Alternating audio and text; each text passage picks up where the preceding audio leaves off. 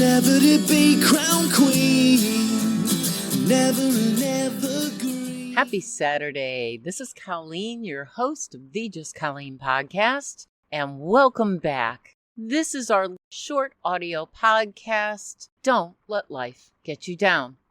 Today I'm going to share with you a little something I learned, which blew me away even from all of my medical training.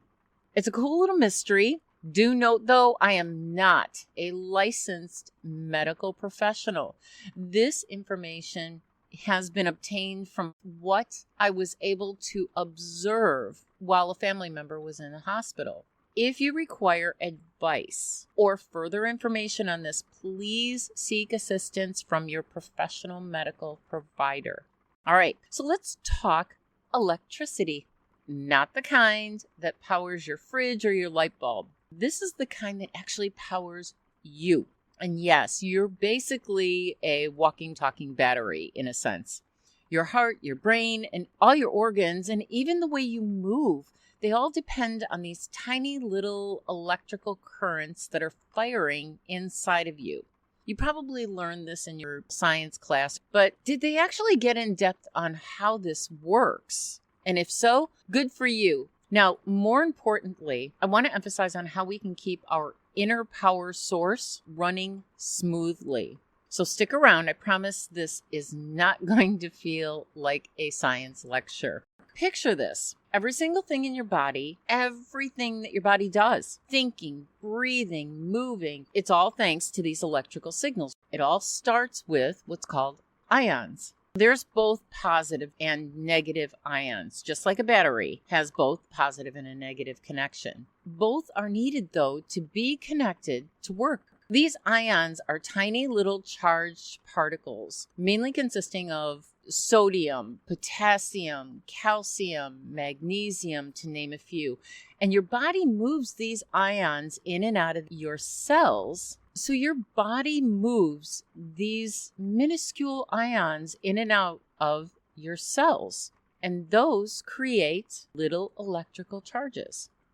So think about it like this. The inside of your cells, that round ball that you checked out when you were in science class, has a different electrical charge than the outside. When those charges, they tend to shift, boom, you got electricity.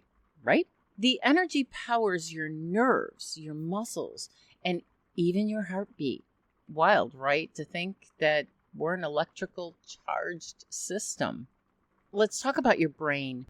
Most people see the brain as the electrical center of your body. Technically not true. Your brain power is where your command center is. The myth, however, has been debunked. We've been told in the past that we only use an average of 10% of our brain power. The average person uses, at one point or another, every part of their brain, and it works like lightning flashes. Your brain and your heart, they actually talk to each other via this electrical lightning system, and we're going to talk about that next. Every thought that you have and every decision you make, they are those neurons firing these tiny electrical impulses at each other, get this, at an average of 268 miles per hour. Can you imagine that? That's going on in your head. Yeah. Your thoughts are literally electric, and those neurotransmitters in your brain, they have the power to rewire themselves.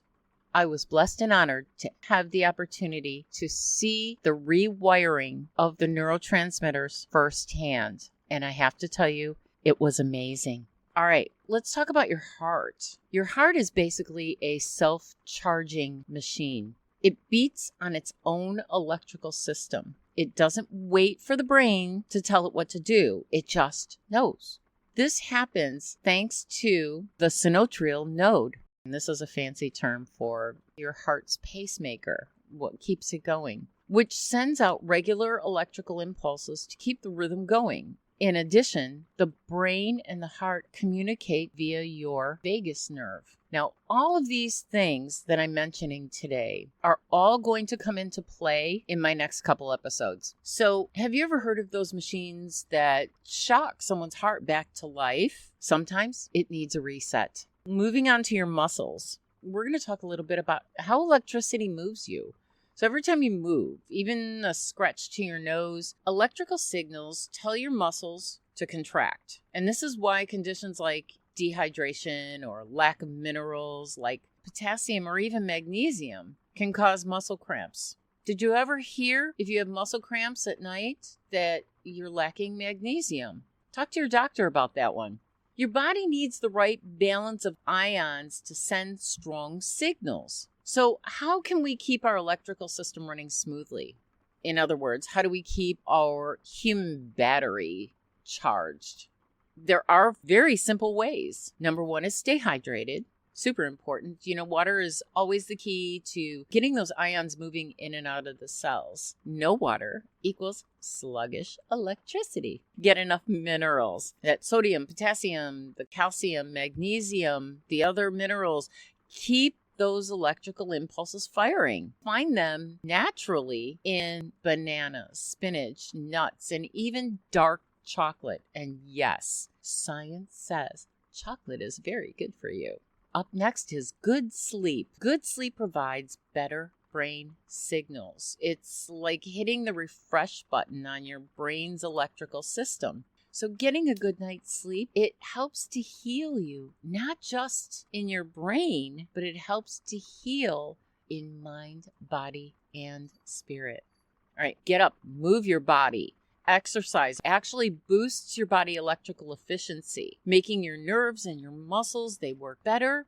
For those who live with chronic pain, even just the smallest amount of movement increases your body's electrical efficiency. So if you're feeling not so good, maybe try doing short leg lifts while you're still in bed, or just slight arm lifts. Here's another interesting fact. According to the National Institute of Health, participating in activities like Qigong, Tai Chi, and yoga, to name a few, can all significantly improve symptoms of fatigue and improve your sleep quality. The reason I mention these is because once you take that next step, you're going to focus on your deep breathing and possibly even meditation. And meditation is different for everyone. However, slow, deep breathing lowers unnecessary electrical noise. This helps your nervous system to stay balanced. Okay, final thought here. You're basically your own powerhouse. Just like any power system, you need the right fuel, rest, and care to recharge your system. Don't jump for the caffeine just to charge you up. Try one of the other ways first. I always start my day with lemon water before I even get out of bed. All right, well, that's it for today. Hope this helps explain the electrical system in your body. Next episode is about energy exchange. Yes, it happens. So until next time, stay powered up and keep those good vibes flowing. Thanks again for tuning in to another episode of Just Colleen, and have a fantabulous day.